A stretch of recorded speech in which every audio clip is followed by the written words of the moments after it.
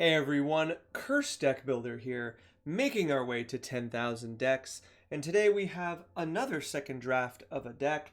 This is another look at Hylda of the Icy Crown.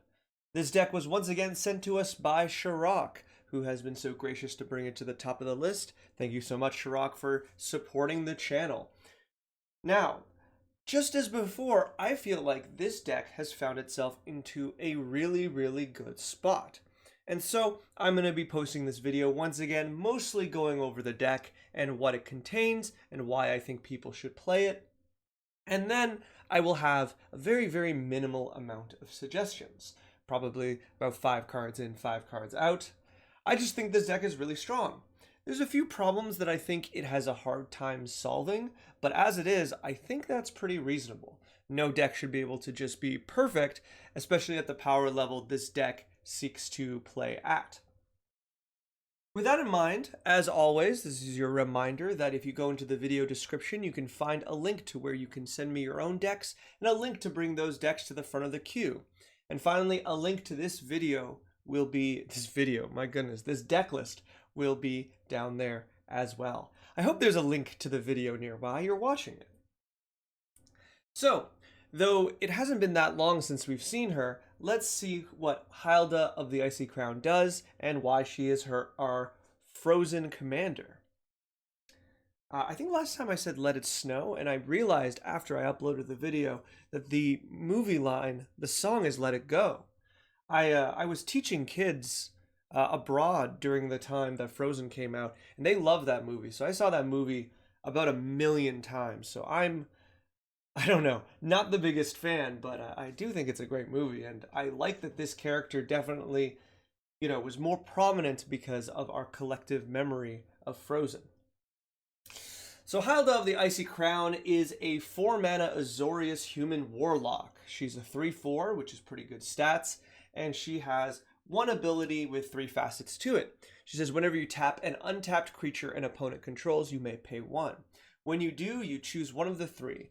Create a 4/4 white-blue elemental, put a +1/+1 on each creature you control, or finally scry 2, then draw a card.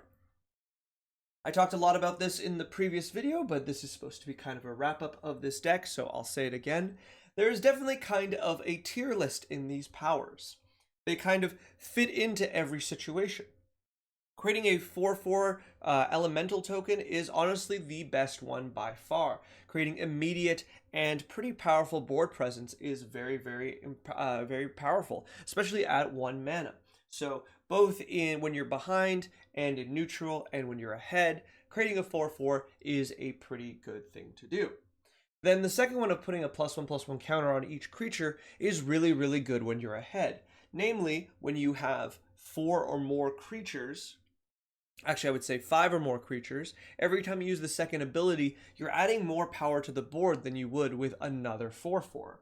And with that in mind, this can be really strong when you have 5 or 6 elemental tokens. I will note though, I would really still recommend using the first creating the token instead of the counters, unless you feel like you're in a very strong position with some counter magic and some ability to interact, because outside of board clears, I think you're heavily encouraged to make more tokens instead of buffing up the entire team. And then finally, scry 2, then draw a card is just particularly powerful at 1 mana, but is generally better when you are behind, or it is a kind of neutral state you're looking for an answer to. As in, everyone is building, but someone is building faster than you, and you're going to need to deal with it quickly. Well, it's a good time to be digging for an answer by scrying and drawing. Remember that colloquially, scry 2 kind of adds up to a draw card. Not literally, but close in terms of value. So if you are able to scry 2 and draw the card, you might as well have drawn 2 cards. So this is a pretty good ability. But once again, once I am getting past neutral and I'm getting to being ahead, I'm not that keen on that third ability. But I do have some things to talk about it that'll come up as we look at my additions, if I remember. They are small things. Looking at the deck itself, having looked at the original version of the deck, I think the deck is in a really good place. Scrolling down here, we can see there's a very nice curve. We don't have too many 4-mana cards that conflict with our commander, because most of these cards we want to cast before our commander. And overall, the deck is in a really, really nice spot. Something I do particularly really like right now is if we go and see the price of the deck, it is $150. Now, of note, we know that's coming out of the price from Card Kingdom. But if we go to TCG Player and look at the price, I imagine this deck will cost a considerable amount less. At the moment, I'm not going to plug it all in, but I'm sure you could probably get this deck somewhere between $50 and $70, which honestly is rather good. And if you were building a budget deck, and we saw a budget deck yesterday, this would be a pretty good start. There's a few collections here, cards here and there that I would say are probably would have to be cut, such as Drum Bellower, that are just a little too expensive for the rest of the deck. But as a whole, the deck is doing really well for the price point that it's at. Was that a $6 card, I thought? No? Oh, there it is. Ashnod's Altar. Yeah, that makes sense. So beyond all that, I think it's in a very good spot. There's a lot of fun things you can do, and let's go over some of them. The main goal of the deck is to take advantage of our commander's power and use that to get us very far ahead. And so we have a number of ways to kind of strengthen our position by tapping down our creatures. Now, the ones I like the most, and I suggested the most, are creatures that do not need to be tapped or can repeatedly, creatures do not have an activation cost, I should say, or do not need or can be used multiple times in order to tap things down. So Topplegeist, an addition I hadn't even thought of, is a very nice addition here, can repeatedly tap down your opponents with Delirium. Nimbus of the Urn taps down once a turn, and so on. Beginning of combat with Dream Shackle, so on and so forth. There is a lot of really powerful cards here that are available to tap down your opponent's creatures, and then the ones that do it once, like Githzerai Monk, tap down all creatures you don't control, which makes it worthwhile. Sorry, I should click this, which makes it worthwhile that it's a one-off kind of thing. Then a bunch of other creatures that I particularly like. A lot of ways to steal creatures with Willbreaker, and I think this is a really nice collection here. And then we have a series of creatures and cards that offer a kind of infinite combo of sorts as long as you have mana. Capsho, Kitefins, and Junkwinder both represent, actually, and also, let's say, also opposition. All of these give the ability that every time you tap down a creature and create a elemental token, you can then use that token, either its creation or use it with opposition to tap another creature down. So as long as you continue to have mana, you will continue to be able to create golems, they're elementals, not golems, but create elementals or put +1/+1 counters on the last one. You know, as long as you still have creatures, especially with opposition, which is an incredibly powerful card in this deck, you have the ability to completely lock your opponents out of the game, especially at what I assume to be at this power level. Something also worth noting with Drum Bellower is that with Drum Bellower and opposition are a very potent combo, especially once you have enough creatures. Since opposition lets you tap down lands, all of a sudden you can completely tap your opponents out of the game turn after turn on their upkeep, tap down all their lands, tap down all their creatures, and then with Drum Bellower on your opponent's next untap, you get all your creatures back to do the same thing over and over again. Drum Bellower, opposition, and a bunch of creatures is a pretty strong lock, especially once again at this power level. It cannot stop instant speed interaction, but I would say if you're able to hold up a counterspell, a negate, you will probably be in a really good position to continue to lock out your opponents for a few extra turns. And I think that's really rather good. Another thing, an inclusion that I'm really happy to see here that I suggested was Hunted Phantasm. So if you're in a situation where you just do not have opponents that have a lot of creatures, you can give them creatures so that you have targets to tap down so your deck can still function even if everyone at the table has decided not to commit to the board. And I think that's a reasonable thing that could happen. So this card already being a method to give a bunch of bodies to a player and, make a political alliance so that they can attack other players with those goblins, but later also giving you the ability to tap down those goblins and gain some kind of advantage from them is really, really strong. Then we have quite a few different kind of, I would say, very strong draw engines. Borrowing 100,000 arrows is a very powerful one, and so is Theft of Dreams, drawing a card for each tapped creature an opponent controls. I just want to confirm that they're both, you do have to target an opponent, which is a little sad, but still you can probably draw quite a few cards off of these spells. I'm imagining you want to cast this for 3 mana. I'd like you to be drawing at least 5 cards.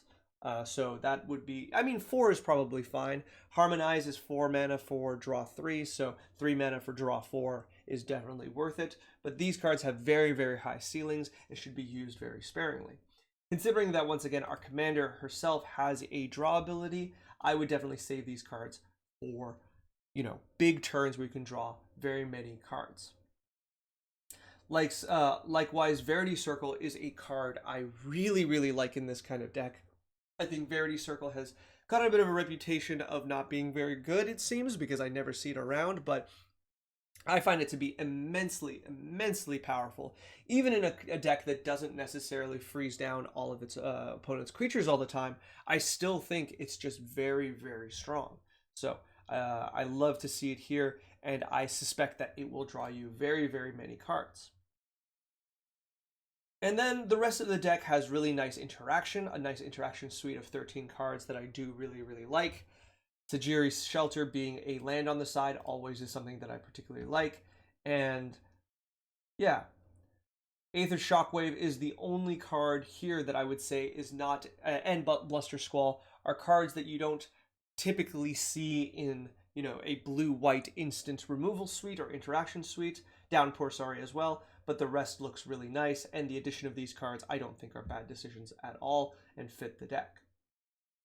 Our artifacts are good. I have 2 suggestions for them, I think, but otherwise are very, very nice, and otherwise our enchantments are very, very good in general. So if we were just to stop here and look at the deck, I would say this is a fantastic deck. Feel free to just, buy it, proxy it, go have some fun. I think it's in a really, really good position, and I don't really have that much to add.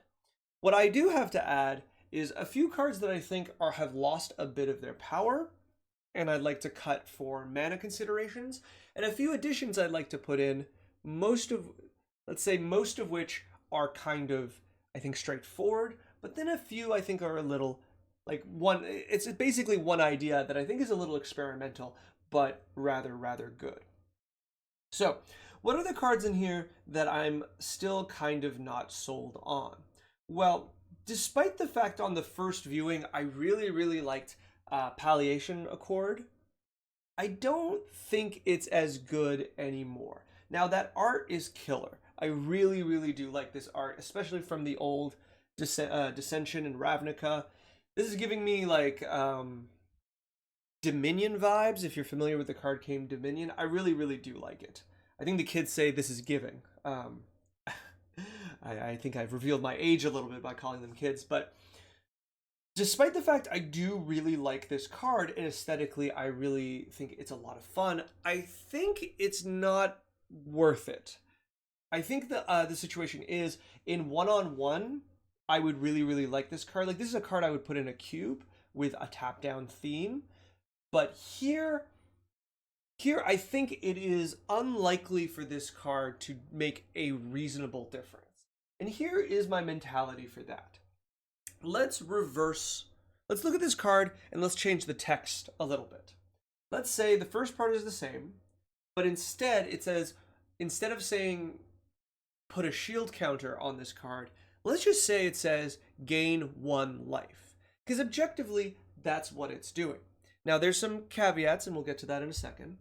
But if this card was, every time a creature your opponent's control becomes tapped, gain 1 life, would you play this card? Now, I wouldn't. 5 mana is a lot for that ability. Even with the fact that this happens even when creatures attack, so you're gaining quite a bit of life, and this works even when your creatures are attacking each other. I don't know if that life total like addition would be what I'm looking for. Now in a life gain deck, I probably would, where I'm trying to get triggers out of it, but that's not how the card actually works. So removing that out of mind, and without the ability to take the counters from this and make them into something else, this card is probably going to gain you, I don't know. I want to be really optimistic and say about 30 life, 30 to 40 life in a game. But let's think about that a little bit, right? Something we need to talk about the soft power of defensive cards, because it tends to be soft power, is what are these defensive cards preparing you for, and how does that interact with your main gameplay? What do I mean by that? Well, what I mean is in a deck that has no creatures and its main methods of interaction are single targeted removal, this card is very good. Why is this card very good? Well, because this card is really strong against giant armies or huge amounts of tokens. And this card is really, really bad against one singular large creature. So, in a deck that has very few blockers and has the main interaction being single target removal, you can deal with the really big guys and just not worry about the tokens. Because the player that has 21/1 Saprolings, even if they're 2/2s, is not likely to attack you because it really does nullify a large amount of your of their attack by these shield counters, by this life gain. But if they attack someone else, you still get those shield counters. So it's really in a deck that doesn't needs to be prepared for large swaths of creatures. This card is really, really good. However, this card isn't very good, let's say, paired with something like Ghostly Prison. We're not playing Ghostly Prison, but once again, it's just a thought exercise on how defensive cards work. Ghostly Prison is a nombo with this card, because then your opponent's little creatures aren't attacking you, and they're only attacking you with the big creatures. And when the big creatures attack, you only get to prevent 1 damage, aka you only get to gain 1 life, and so it's not very good. Now, someone probably a little wiser than me might say, hey, Curse, this doesn't really matter. In a game of Commander, people are attacking each other, and so therefore you're going to get, you're going to get the life. And the life is still going to be good. And if your opponents really want to deal with it and they all attack you, you're going to be kind of prepared for it. And I think that's also kind of my point. I mostly agree with that, in the sense that our deck has a lot of defensive capabilities, both in tapping down and in creating tokens. I think I said, it might have been this deck I talked about how tokens are a little strong against this strategy, but with Bonds of Disciple style cards that tap down entire armies, I don't really think that's true anymore, or I may have misspoken the first time. Palatian Accord, therefore, doesn't really need to be around, and if they have medium armies to come at you, you've got an army of 4/4s to block. Whoops. So you're already in a good position. But finally, to kind of come back to this whole idea that I've been talking about this card, I've been talking about it gains you life. And let's remember, it doesn't actually gain you life. It prevents the next 1 point of damage that would be dealt to you.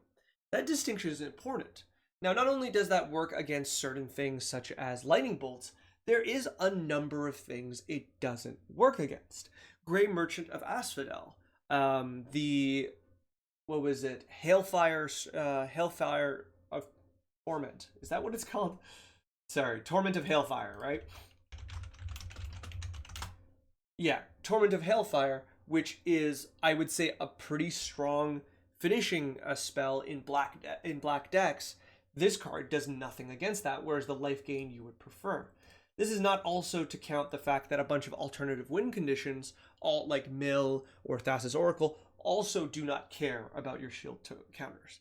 But to me, the most important thing that really takes away from this card is the situation where, your 2 of your opponents are in a token war with each other, let's say. They keep attacking each other, All of a sudden, you have 60 shield counters on Palatian Accord. The two opponents look at each other, realize you're going to be a bit of a threat, and decide to go after you. It's your turn, it's going to their turn, and you've done some defensive moves to prepare for this. Then one of them casts Generous Gift on Palatian Accord. Let's just say you can't counter it. Those 60 counters, shield counters, just go away. They don't actually gain you life unless you're preventing damage. So yeah, you can remove all the counters, but since their attacks are going to be on their turn, all of this is for nothing. Okay, I've talked a very long time about this card, but I think this is my main idea that I don't really like its inclusion here. There's nothing to say of the main fact that 5 mana is a bit much. Looking at our curve, I kind of like where it is, but we've got a few 5 mana cards that I'd like to get rid of. The other being Octopus Umbra. I do really like Umbras. I think they're a very, very strong card type, and I really like what they do. And this is one that acts in a way that I think you don't often see. And with that in mind, I'm inclined to like it. However, I have a few problems with it. One, 5 mana is a lot of mana to be casting this spell. This is a very, like, this is the equivalent of, let's see. So you tap down one creature, right? It's not one of those. I wish it has 8 arms. I wish it would tap down 8 creatures, kind of like the Eldrazi, which maybe we'll take that out there. Say Eldrazi Octopus, and we will come back to our Elder Deep Fiend in a second. But this Octopus Umbra only taps down one creature, and it says power 8 or less. So objectively, it works just as well. Whoops, not Drum Bellower. Dream Shackle Geist. It works exactly the same way as Dream Shackle Geist, except for obviously the giant bonus of the 8/8 and the Totem Armor. So I already feel like 5 mana is a lot for a tap down that has a restriction. But after that, the question is, do the other parts of it work for that extra 2 mana that you're spending? And I would say no, because one, as an aura, it's particularly vulnerable to types of removal. Namely, who are you attaching the Umbra to? Because if you're attaching it to one of your tokens, you kind of can't. Totem Armor doesn't really work. So most likely you're attaching it to one of your creatures, and I would argue the easiest attach is Hylda herself. But this makes Hylda very, very vulnerable, because already she's a target for removal, and now they're even more incentivized to remove Hylda on the stack, because she's going to get even harder to take care of. So that's kind of a dangerous play. But beyond that, I will also say, even you might say, Curse, the Totem Armor's there to protect her. I would say not really. Nowadays in Commander, a lot of our removal is exile based, and exile gets around Totem Armor. And the rest of it, I find, especially in the decks I like to play, so there's a bit of a bias here, but it's sacrifice based. And once again, sacrifice gets around Octopus Umbra. And interestingly enough, I will say, my understanding is if you destroy all permanents, you still get the... I forget if you still get the Totem Armor. I'll have to look that up later. But all this to say, I think this is just a bit clunky. I mean, like, I think I would even prefer the... Like, if you want the Totem Armor, I think I would prefer... Oops. I believe the Hyena... Oops. Totem Armor. I think the Hyena is the cheapest one. Go to mana value. Either Crab or Hyena. I don't see a reason to be untapping your creatures, so I prefer the +1/+1 in first strike. So I think Hyena Armor is probably the best one if you wanted the Umbra effect. And I don't necessarily think you do, so I'm not going to push it too much. So just to say, that's the only thing that I like. There's a lot more Umbras than I remember. I thought these were so cool. I'm in just a quick tangent because I started during the original Zendikar. I thought the Umbra cycle was just such a cool kind of idea of, you know, empowering your creatures with you know, like animal powers and this enchantment totem style. I thought this, I still think this is really, really cool. I think it's kind of a shame that we haven't seen more of these kind of cards. I guess there is a limit to what you can kind of do with these cards, but I do think they're really, really cool. I definitely think if I ever make an enchantment-based cube, these cards for sure will be in them. I should make a note to myself. Okay. Going back here, anything else I'd like to kind of point at? I will say Bond of Disciple starts feeling a bit tougher. The deck is getting a lot cleaner, and the mana curve is going down. So for a 5 mana, tap down all of your opponent's creatures at sorcery speed, it's starting to look a lot less attractive. And so at this point, I'm kind of ready to get rid of it. Likewise, Aether Shockwave, I still don't know to what degree I like it over any other option, such as the Githzerai Monk, but as it being instant speed and usually tapping down the entire board, I think I'm kind of okay with it. And I think that's generally it. Coming into some additions, I think Marble Diamond and Sky Diamond are particularly the weakest mana rocks, so at least one of them should be Felwar Stone. Felwar Stone just does the job a little better. Another card that I like another copy of is a type of Drum Bellower effect, and the one that's the most attractive to me is White Plume Adventurer. With your ability to tap down your opponents, getting and keeping the initiative is really rather easy, and once you complete that dungeon once, you are able to untap your entire board every turn, and I think that works really, really well, obviously, with opposition, but her ability to just consistently untap one creature per turn anyways is really, really good, because if you have opposition, sometimes that's just enough to get your value. Now, I don't think we have any creatures that tap to do something outside of Pippin. So yeah, the value you'd be getting is almost only with opposition. Actually, that's not true. Isn't there... No, it is opposition. Okay, I'm sorry. I'm thinking in a circle. But with that in mind, I think untapping a creature per turn just as a defensive measure is still good, and the initiative is just generally a really, really good card. Finally, a card that, before we get into the additional stuff, a card that I really, really do like is Jailbreak. Jailbreak is a card that I feel like I want to suggest for any deck that can get its lands into the graveyard. And I like Jailbreak here because you have the ability, we have Secluded Steppe, and we have another 2 cycling lands here.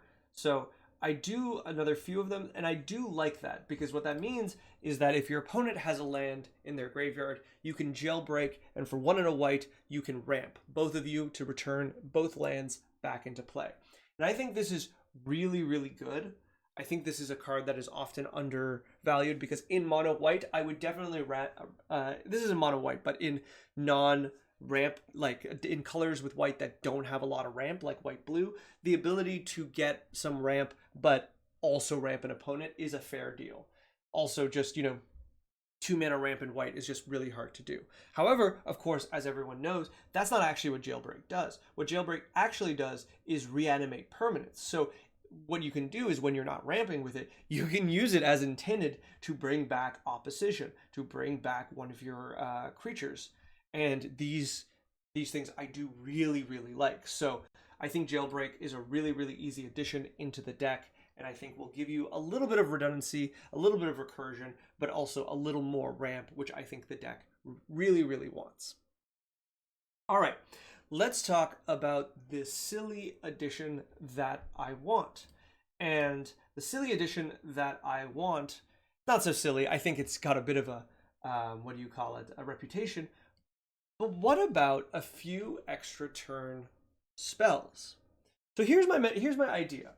There's Time Warp, but I'm also going to bring in Part the Water Veil, because it's like $1, so it's a much, much better, easier, accessible card. But all right, here's my idea.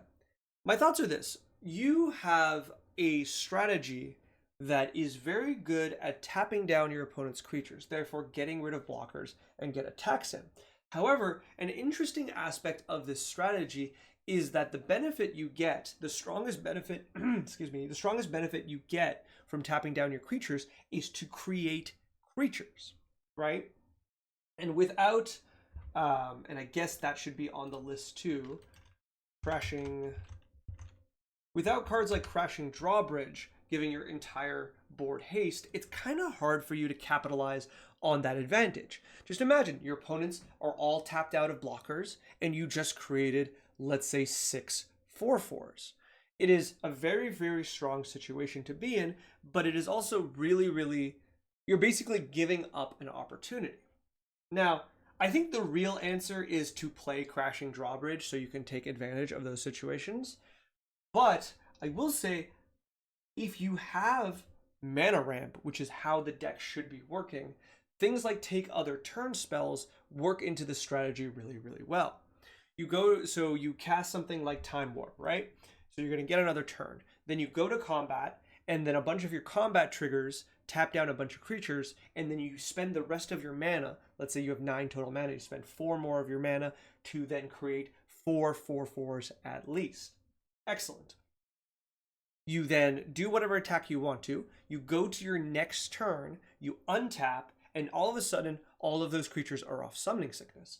You go to combat, and all of those on combat tap down creatures effects trigger again.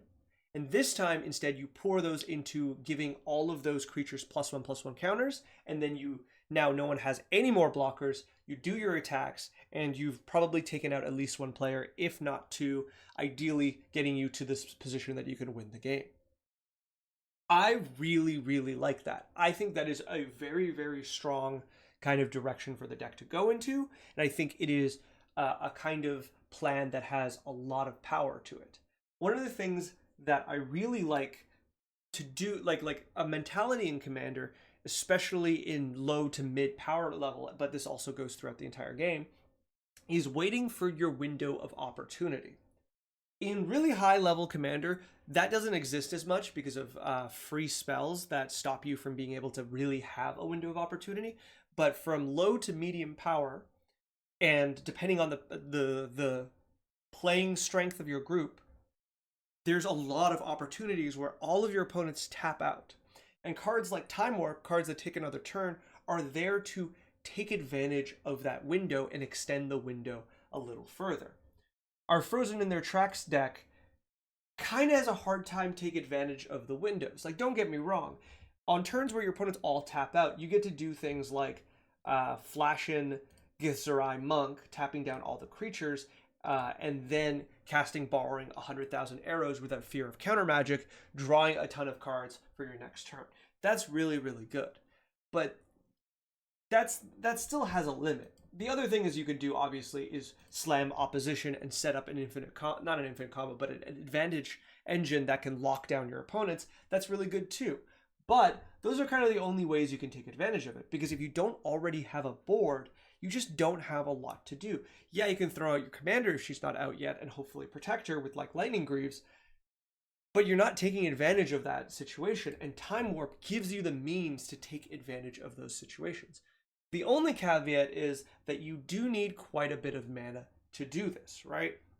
You need 5 mana plus a bunch to create the elementals or to cast the tap down spells. There's a lot to consider to make this work, but I really do think it's doable. And for a deck that requires, that is pretty low on budget, adding a few Time Warp spells, which I would say probably, depending on which ones you grab, can be anything from, probably hopefully cheap to very expensive, but you'll have to see. I do think, let's just see, take an extra turn, blue-white, and then let's say by price. Go down to the bottom, the one you can't play or afford. So there's not as many as I'd like, but I think since this is around $1, there are a few options here and there. Yeah, that's about $1. There's a few cheaper options that you can get into that aren't so bad. And with that in mind, you're probably paying about 6 mana to take advantage of this ability. And by the time we get to the ones that I think are good, we're looking at 10 bucks. But once again, with the deck that is already very, very cheap, you can probably fit a few of these in. And then I said I would come back to this. This also gives you a bit more of a reason to be using the Scry Tooth and draw a card mode. Whereas right now, the only card we really want to draw into is opposition. And if you really want that badly, you can just play Enlightened Tutor. The Take Another Turn cards, which, as people know, get even better when you chain them, incentivize you to use her third ability to dig through your deck to get those next Take Another Turn cards. Now, is that still the right call? I'm probably going to say no. If you already have a Take Another Turn card, you might as well start creating the army to take advantage of it and get 2 attacks in. But it is something to consider about using that last mode. So with that in mind, these kind of Take Another Turn spells are definitely what I would say definitely are some of the probably stronger high-end things you can put into this deck outside of a deck that just aims to, you know, tutor into opposition, tutor into Drumbellower, make a bunch of tokens and just say, okay, that's the game. All right, and I think that's generally all I have to say about this deck. Let's see how we are on time. We did pretty good. I will say, I said this from the start, I think the deck is in a wonderful place right now. I don't think we really do need that much more to change in order to kind of make it good. It is good. It's really, really strong, and I would consider this a complete deck.